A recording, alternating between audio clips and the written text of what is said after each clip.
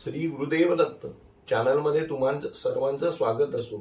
आज मी बोलणार आहे महाशिवरात्रीचं जे पूजन असतं, दिवसभर उपवास असतो, तर महत्वाची पूजा कधी, तर निशितकाली। वेगवेगळे मंत्र आहेत, त्या मंत्रांनी वेगवेगळ्या उपासनेनी आपण शिवपूजन करू शकतो। पण आता सगळेजण त्या दिवशी दूध पाणी वाहतातच, पण आणखीन काय व्हायला असता, काय लाभ होतात ते आपण पाहूया। मृत्युंजयाय रुद्राय नीलकंठाय शंभवे अमृतेशाय शर्वाय महादेवाय ते नमः हा पुराणोक्त मंत्र आहे शंकराचा। मृत्युंजय हा घेतला तर चालतो। नमः शिवाय ओम नमः शिवाय हा मंत्र आहे, तो घेतला तरी चालेल। शिवाय नमः आहे हा केला तरी चालेल। किंवा ओम त्र्यंबकाय यजामहे सुगंधिं पुष्टिवर्धनम् उर्वारुकमिव बन्धनान् मृत्योर्मोक्षी अमामृतात् हा वेदोक्त मृत्युंजय महामृत्युंजय मंत्र आहे, हा केला तुम्ही तरी चालतो। काही जण शिवलीलामृताचं पारायण करतात, अभिषेक करून येतात देवाला आणि घरी बसून पारायण करतात, कोणी मंदिरात बसून पारायण करतं। अखंड शिवलीलामृत काही कारणास्तव जमलं नाही तरी 11वा अध्याय तरी त्या दिवशी वाचावा। नित्यपठणाच्या 42 ओव्या आहेत, त्या जरी वाचल्या तरी अखंड शिवलीलामृत पठण केल्याचं फळ मिळतं। ओम नमो जी शिवाम अपरिमिता आदियादानी मायातीता पूर्ण ब्रह्मनंदा शाश्वता हेरंबताता जगद्गुरु ज्योतिर्मय स्वरूपा पुराण पुरुषानादि सिद्धानंद वनविलासाय माया चक्र चालका विनाशानंद विशा जगतपते अशा वेगवेगळे 42 ओव्या आहेत एकंदर, तो केला तरी चालतो। आता पंचामृताचा जर अभिषेक करता आला त्या दिवशी सगळं एकत्र करून ग्लासमध्ये एक अर्धा ग्लास दूध, एक ग्लासभर दूध घेऊन त्यात एक चमचा तुम्ही दही घाला, मध घाला, साखर घाला आणि तूप घाला। तर आता हे वेगवेगळं जर का वाहिलं तर काय होतं, आणि पंचामृत वाहिलं असता काय होतं, तर त्याला शांती मिळते, उत्तम आरोग्य मिळतं, तेज मिळतं आयुष्यात त्याला तेज मिळून अंगकांती उत्तम होते। त्याच्यानंतर मानसिक स्वास्थ्य मिळतं, उद्योगाला स्थैर्य मिळतं, लक्ष्मी प्राप्ती होते, ऐश्वर्य प्राप्ती होते, दैनंदिन व्यवहारात काय ज्या अडी अडचणी असतील त्या दूर होतात, माणूस पापमुक्त होऊन मंगलमय होतो, त्याचं आयुष्य उज्ज्वल बनतं। म्हणून पाप मुक्तीसाठी आणि दोष परिहारासाठी अभिषेक सांगितलेला आहे। तर काय व्हायला असता, काय लाभ आहेत ते आपण पाहूया। आता दूध आणि पाणी एकत्र करून व्हायला असता त्याला पापमुक्ती मिळते, मनशांती मिळते, आध्यात्मिक प्रगती होते, आणखीन इतरही थोड्या बहुत प्रमाणाने त्याला लाभ वाढ होतात। पण मुख्य पापसंहार, दोषमुक्ती आणि शांती। दही व्हायला असता त्याला आध्यात्मिक मार्गात उन्नती मिळते, मनशांती मिळते, ऐश्वर्य मिळतं आणि शीतलता प्राप्त होते। स्वभाव जर तामसी असेल तर त्याने दह्याचा अभिषेक करावा। त्यानंतर दूध, दही, तूप येतं। तूप तर तुपाचं वर्णनच असं केलंय की तेज म्हटलेलं आहे त्याला। तर माणसाची अंगकांती ही तेजस्वी होते, दैदिप्यमान होतं, आयुष्यात एक प्रकारचं तेज निर्माण होतं, आध्यात्मिक प्रगती होते, ऐश्वर्य मिळतं, शांती लाभते आणि सुख समाधान मिळतं। पंचामृताचे 5ही वाहिलेत तरी ह्या गोष्टी तुम्हाला मिळणारच आहेत, पण तेज विशेष तत्वाने असावं किंवा माझा प्रभाव पडत नाहीये, तुम्हाला जर का प्रभाव पडावा असं वाटत असेल तर नक्की हा उपाय करा। तुम्ही तूप वाहा त्या दिवशी, दूध आणि तूप एकत्र करून वाहिलं तरी चालतं।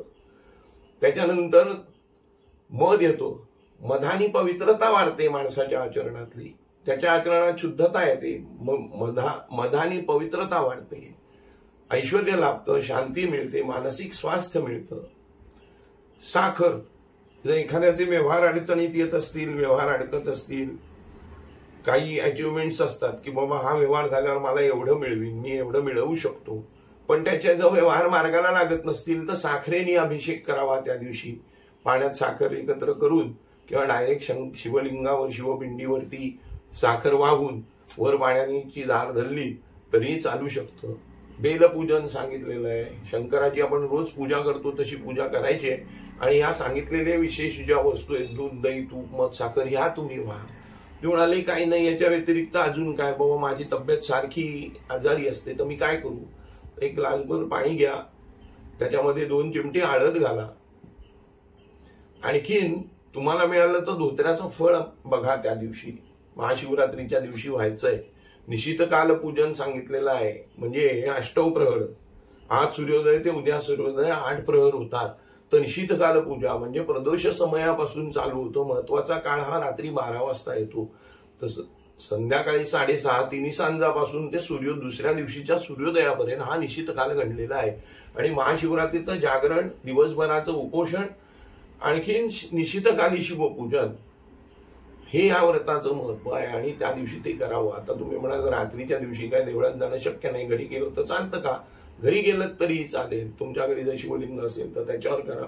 पण बहुतेक मंदिरही रात्री उघडी असतात, 24 तास मंदिर उघडं असतं त्या दिवशी. तर रात्री तुम्ही जर का केलं संध्याकाळ नंतर पहाटेपर्यंत, तर पहिला प्रहर संध्याकाळचा येतो, दुसरा 9 वाजता चालू होतो, तिसरा 12 वाजता चालू होतो आणि चौथा हा 3 वाजता पहाटे चालू होतो. म्हणजे दुसऱ्या दिवशीच्या ब्रह्मप्रहरी तिथपर्यंत त्याची पूजा करायची, नैवेद्य दाखवायचे त्याला. रात्रीही तुम्ही दिवसभराचं काम असेल तर रात्रीही वाचन करू शकता.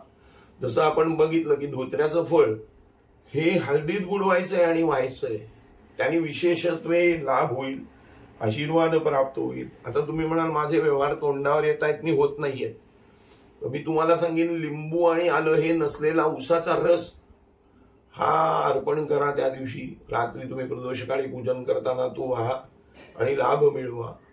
अनंत उपाय आहेत. एखाद्याचं जर का व्यवहार झटकन रिझल्ट पाहिजे, तुम्ही म्हणाल मला 24 तासात 48 तासात लाभ व्हायला हवा, तर नागकेसर येतं. नागकेसरमध्ये 2 प्रकार आहेत. एक मसाल्याचं नागकेसर, ते कर्दळीच्या कळ्या जशा येतात तसं काळ्या रंगाचं असतं, तर ते घ्यायचं नाहीये आपल्याला. आपल्याला घ्यायचंय नागकेसर, जे केशरासारखंच दिसतं पण रंग मात्र पिवळा येतो आणि भुसा स्वरूपात ते मिळतं, भुसा असतो त्याचा. तर तो भुसा गंधात उगाळायचा आहे आणि त्याचं लेपन शिवलिंगाला करायचंय. 24 तासात आर्थिक व्यवहार मार्गाला लागतात असा अनुभव आहे. बऱ्याच जणांना मी हा उपाय सांगितलाय की मंगळवारी तुम्ही करा, पण महाशिवरात्रीच्या दिवशी केलात तर विशेषत्वाने त्याचा लाभ होईल. असे हे वेगवेगळे उपाय तुम्ही बघा, करा. महाशिवरात्रीच्या दिवशी कुठला मंत्र म्हटला असता काय लाभ होईल किंवा कुठला मंत्र म्हणावा, तर ह्या ज्या मगाशी मी 42व्या तुम्हाला म्हटलं, काही नाही जमलं तर तो तरी म्हणा. तर 42व्या मी तुम्हाला डिस्क्रिप्शन मध्ये देतो, हे वेगवेगळे मंत्र देतो आणि हे मी जे काही सांगितलंय तुम्हाला आता हेही त्याच्यामध्ये देतो. तुम्ही व्हिडिओ पूर्ण बघा. व्हिडिओ कोणी बघत नाही, थोडा थोडा वेळच बघतात असं मला दिसतंय. पण तुमच्या पूर्ण लाभ जर तुम्हाला कळला काय सांगितलंय मी याच्या माध्यमातून, तर तुम्ही दुसऱ्यालाही मार्गदर्शन करू शकता, दुसऱ्यालाही सांगू शकता. लाईक करा, शेअर करा, सबस्क्राईब करा. तुम्हाला आवडलं असेल तर फॉरवर्ड जरूर करा. कोणाला सांगावं, काही अडचण निर्माण झाली असेल त्याला आणि त्याला जर हा उपाय मिळाला आणि त्याचं काम जर झालं तर शिवाची कृपा आपल्यालाही त्याच्याबरोबर लाभ होईल. धन्यवाद. गुरुदैव दत्त.